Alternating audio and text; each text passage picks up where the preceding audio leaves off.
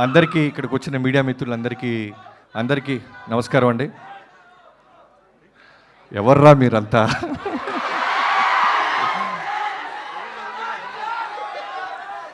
Okay.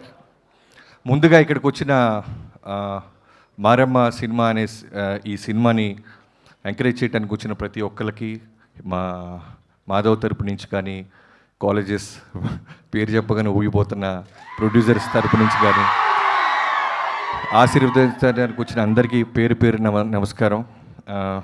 ముందుగా మాధవ్, నేను రవితేజ గారితో మీ అందరికి తెలిసిందే.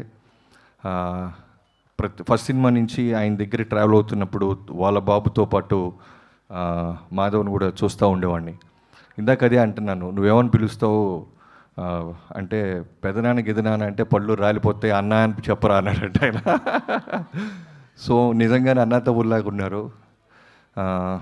ఏ బ్యాక్గ్రౌండ్ లేకుండా వచ్చారు రవితేజ గారు, మీ అందరికీ తెలుసు.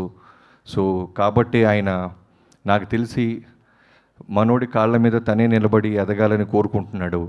అందుకే నాకు ఏ విధంగా కూడా ఆయన ప్రొడక్షన్లో కానీ ఎక్కడ ఆయన నడిపించడం కానీ ఎంకరేజ్ చేయడం కానీ చేయట్లేదు.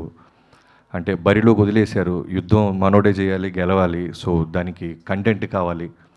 ఇలాంటి మంచి మారమ్మ అంటే రెగ్యులర్ జనరల్గా ఎవరైనా లాంచింగ్ అంటే ఓ లవ్ స్టోరీ, లేదా కొడితే రోపులు కట్టి ఓ 10 మంది గాల్లో లేసారు, ఇలాంటి లేకుండా ఒక కంటెంట్, ఒక అమ్మవారి ఊరు, ఇలాంటి చూసిన ఇంత గ్లిమ్స్లో నాకు అర్థమైంది ఒక మంచి పాయింట్ చుట్టూ నడిపారని. సో నాగరాజు గారికి, డైరెక్టర్ నాగరాజు గారికి I wish you all the best brother.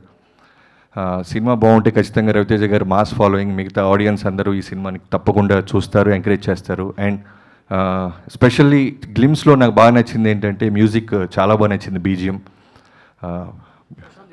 Prashanth, so Prashanth గారికి all the best and congratulations.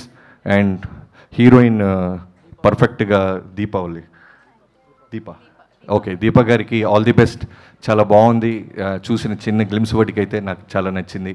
So cinema కూడా ఇంతే, ఈ 2 hours 220 ఎంత ఉందో తెలియదు, కానీ ఇలాంటి కంటెంట్ ఇంత టైట్గా ఉంటే తప్పకుండా మంచి విజయం సాధిస్తానని నమ్ముతున్నాను.